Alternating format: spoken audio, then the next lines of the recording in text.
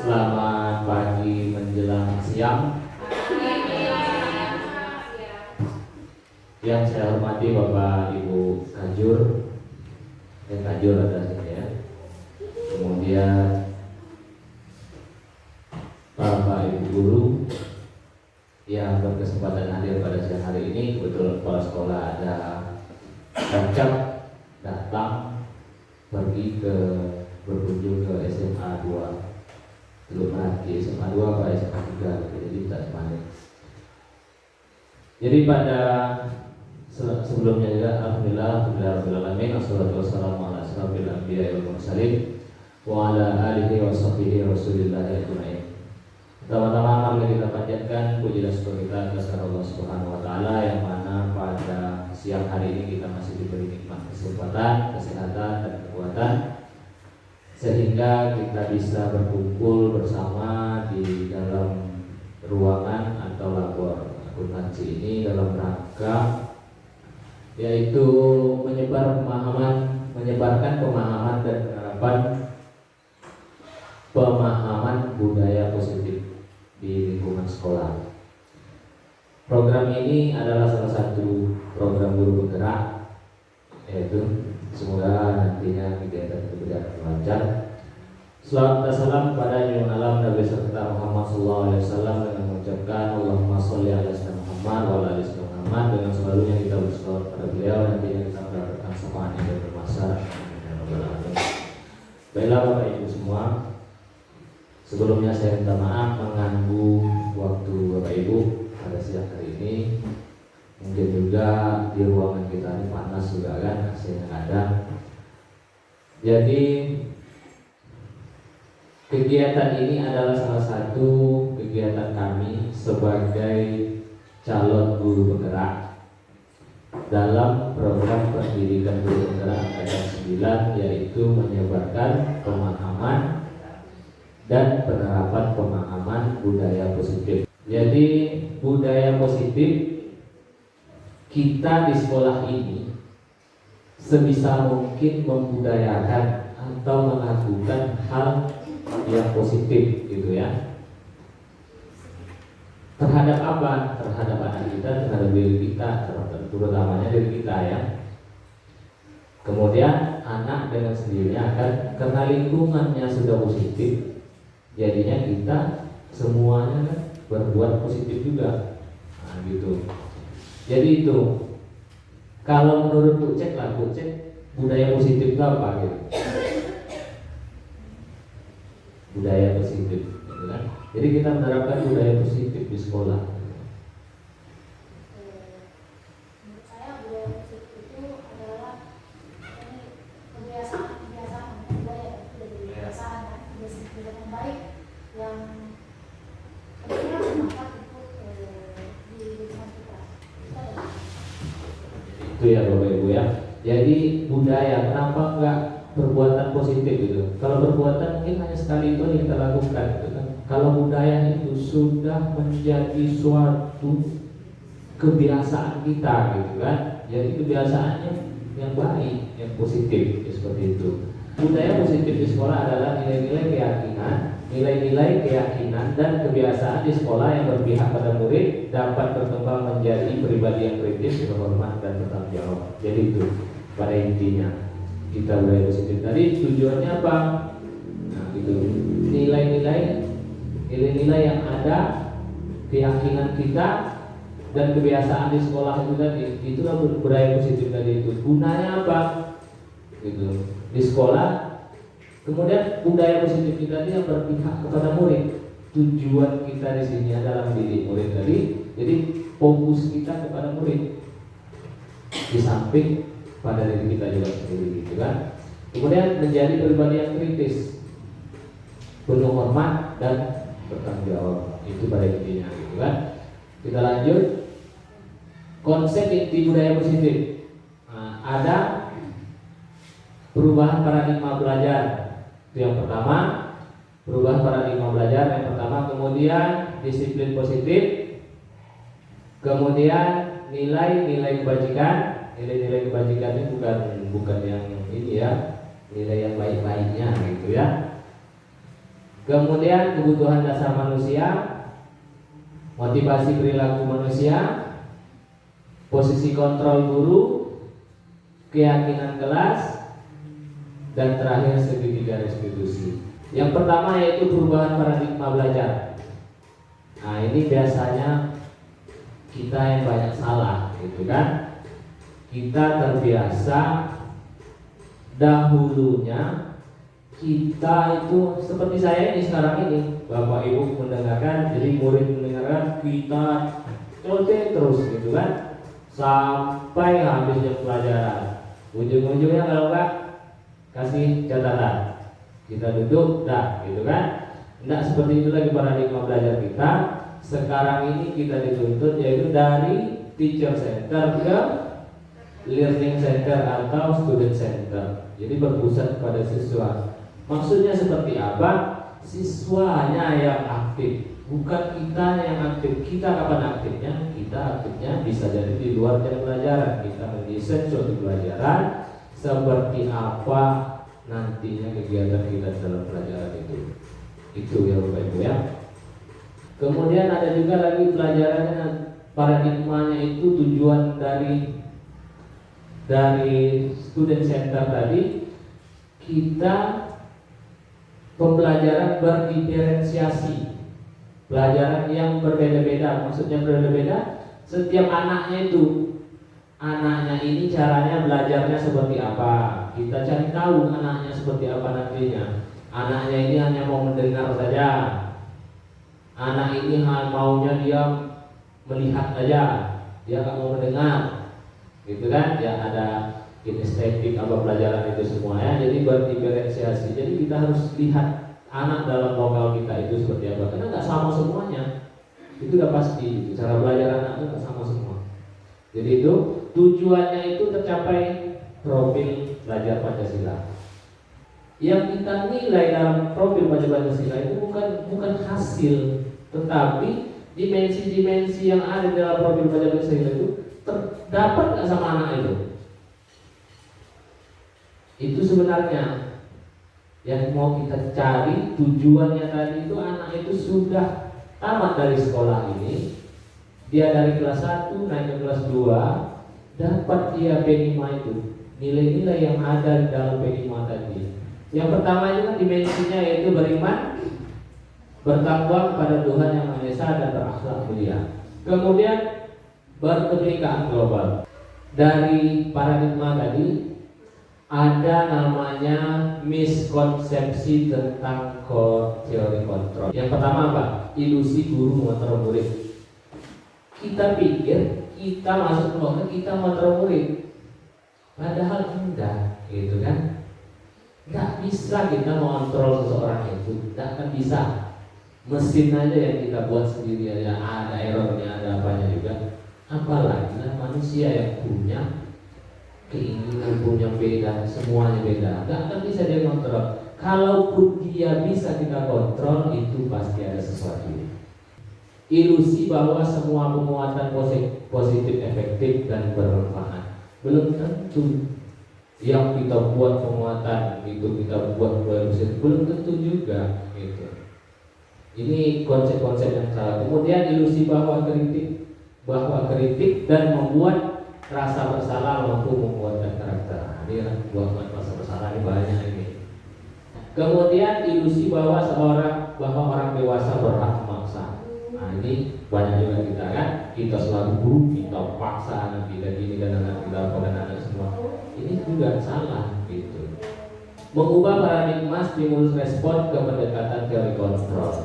Jadi ini ya, stimulus respon. Kita bandingkan antara yang kiri dan kanan. Kita mencoba mengubah orang agar berpandangan sama dengan kita. Kemudian disiplin positif.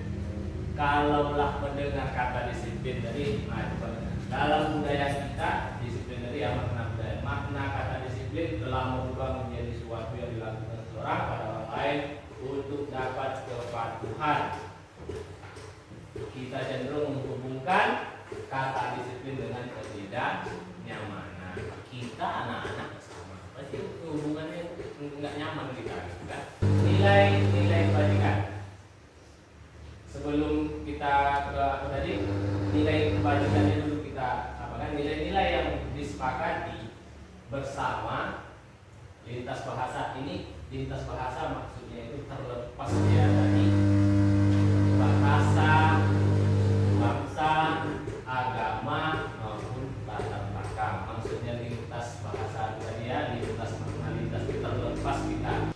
Yang pertama, profil pelajar Pancasila. Dia sebenarnya nilai-nilai kebajikan ini ada 6.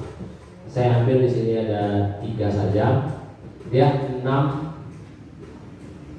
contoh nilai kebajikan institusi atau organisasi. Jadi masing-masing organisasi nilai kebajikan ini, nah, gitu kan. Tetapi kita selaku sekolah ya, dari pemerintahnya mengambil nilai kebajikan itu kita ambil dari profil pelajar Pancasila. Tetapi tidak tentu juga dari yang lain. Apa dari beriman bertakwa.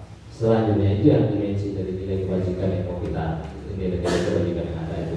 Kemudian ada juga dari Ibu Primary ya, Primarius Program PEP.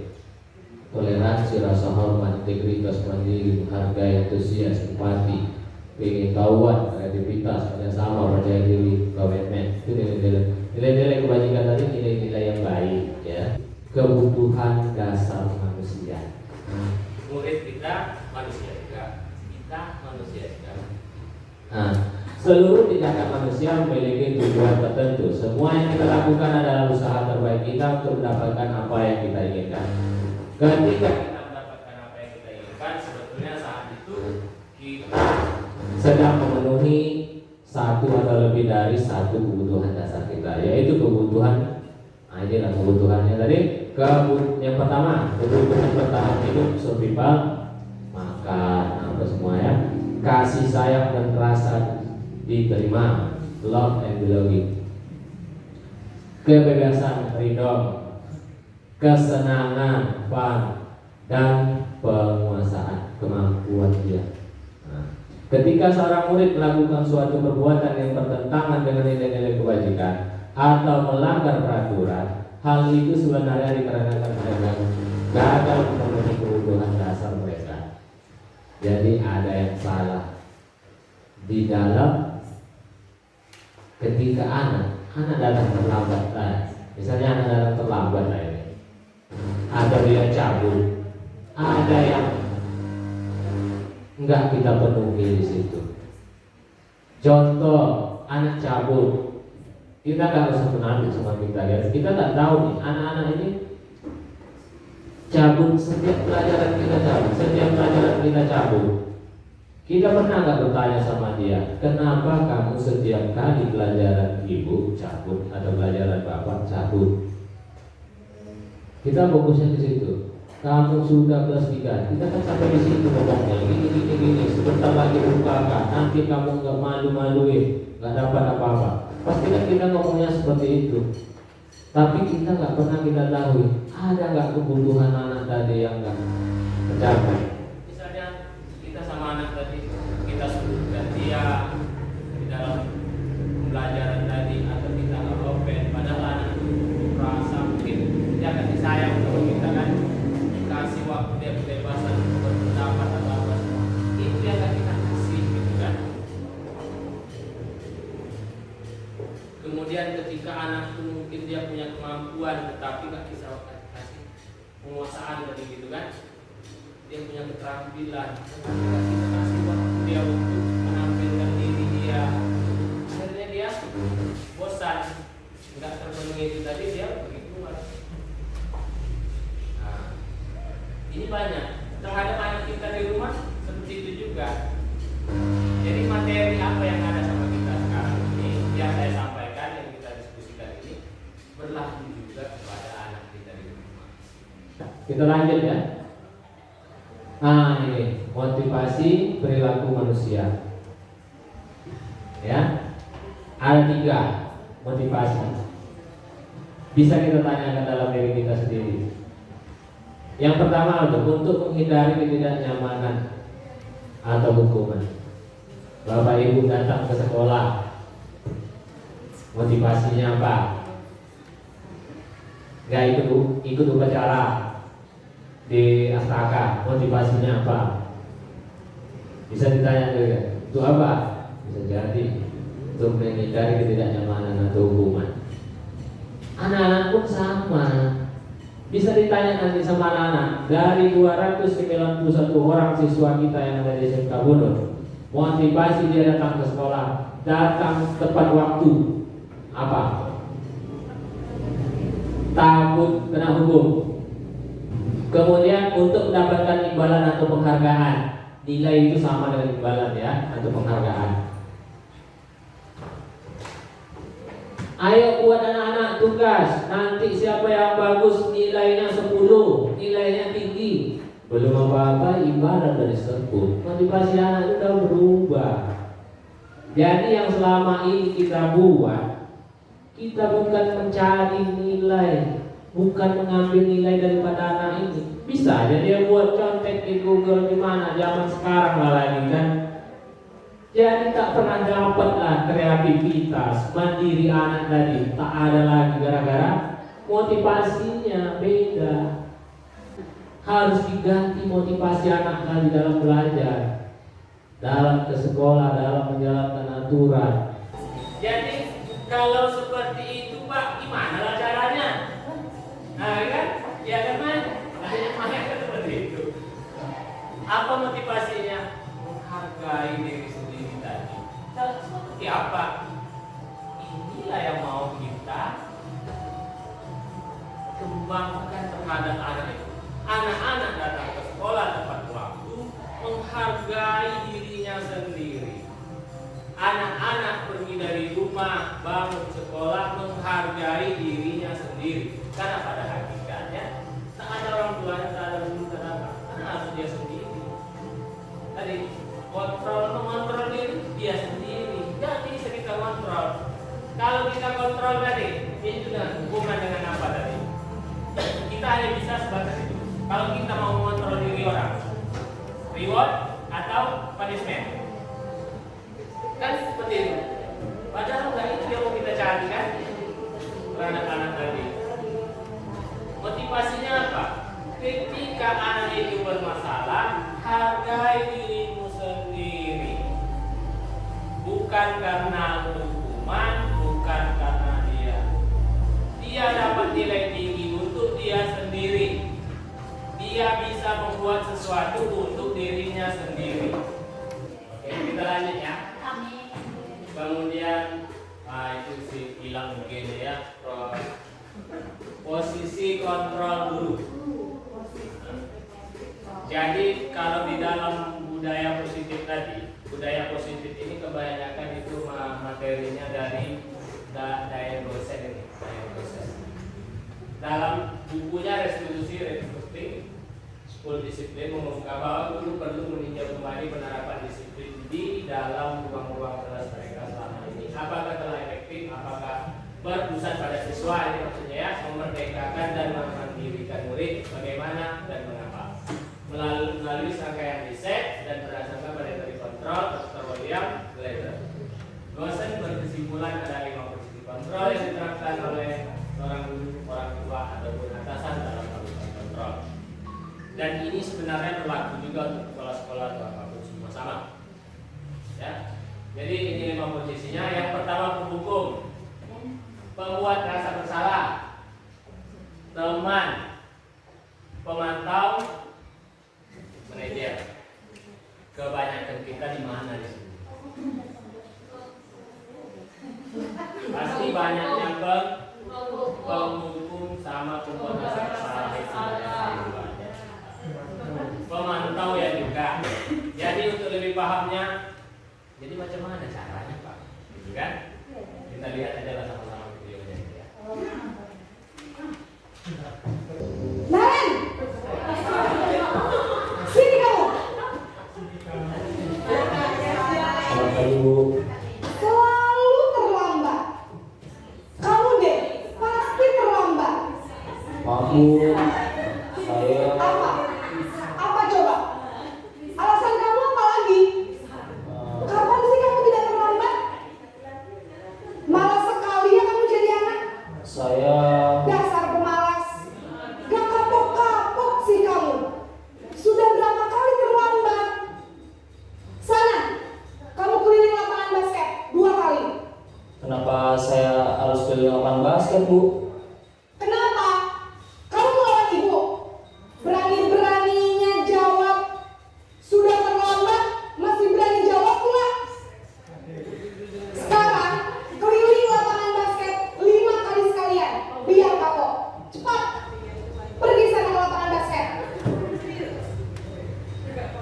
Posisi penghukum biasanya berbicara dengan nada tinggi, menghardik, menunjuk-nunjuk, menyakiti, dan menyindir. Hukuman bisa berupa fisik maupun psikis. Ibu dan bapak guru hebat. Dampak yang terjadi pada murid ketika guru berada pada posisi penghukum adalah murid cenderung akan memberontak, bahkan menyimpan dendam.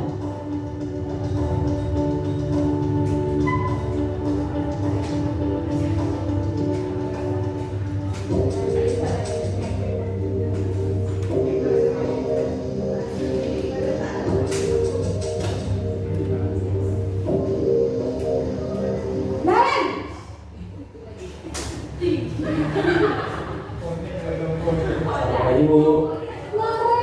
Naren, kamu kenapa terlambat lagi, nak? Ya Tuhan, Naren. Kamu senang ya bikin ibu susah ya? Kalau kamu terlambat lagi, nanti ibu yang ditegur bapak kepala sekolah, nak. Disangka ibu tidak bisa membina kamu. Duh, gimana ini? Maaf Bu. Duh, Gusti Naren. Kamu suka ya kalau ibu ditegur bapak kepala sekolah? Terus, sekarang ibu harus tulis apa ini di buku absen? Ini kamu sudah sering terlambat loh. Ibu harus apa coba? Maaf Bu. Maaf sekali. Ya sudah, lain kali jangan bikin ibu susah lagi ya, nak ya. Ibu tidak akan kuat lagi kalau kamu gini terus. Bisa jantungan kalau ibu ditegur bapak kepala sekolah. Sekarang cepat, kelas. Maaf ya Bu. Maaf sekali. Posisi pembuat rasa bersalah berbicara dengan nada tenang, cenderung lembut.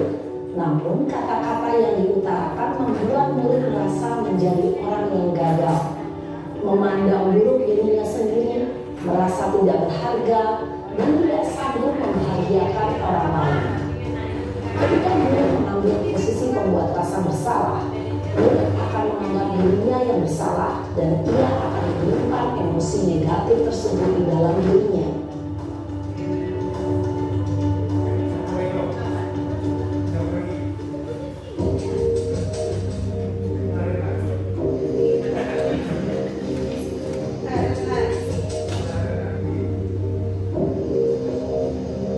Naren!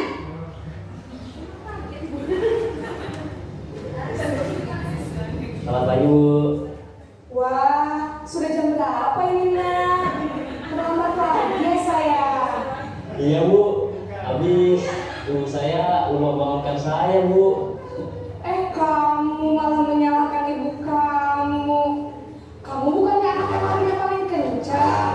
Kok terlambat sih? Iya Bu. Kita lanjut ke sini dulu ya Bu ya. Nah, baru kita bicara. Kalau nggak bisa juga seperti apa Pak? Keyakinan kelas. Pertanyaannya sekarang pasti Ibu tanya, kenapa tidak peraturan saja? Mengapa harus keyakinan kelas? Apa beda nama aja? Di apa? Kalau keyakinan kelas berarti yakin dan meyakini seluruhnya.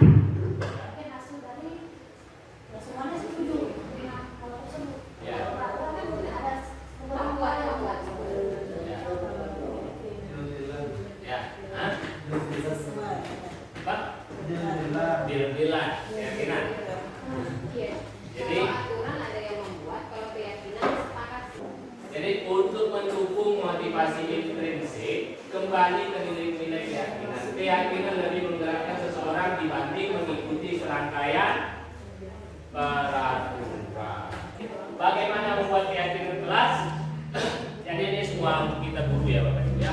Yang namanya guru, cuman nggak guru juga. Kalau dia staf divisi siswa atau apa, keyakinan sekolah yang kita bentuk.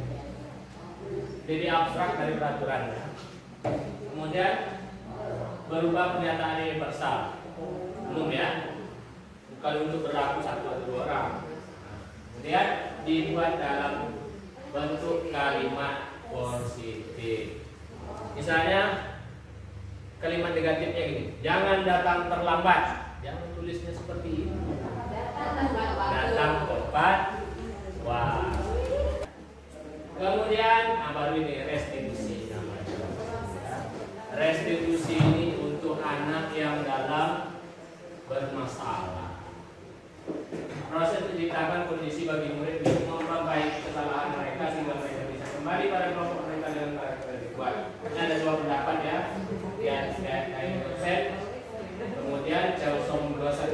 Restitusi juga adalah proses kolaboratif mengajarkan murid mencari solusi ke masalah dan membantu murid berpikir tentang orang seperti apa yang mereka inginkan dan bagaimana mereka harus melakukan. Restitusi namanya ya Bapak Ibu ya, dalam menyelesaikan suatu anak. Ciri-ciri restitusi yang membedakan dengan program disiplin lainnya ada banyak sini, saya ringkas ya. Restitusi bukan untuk menebus kesalahan, namun untuk belajar dari kesalahan.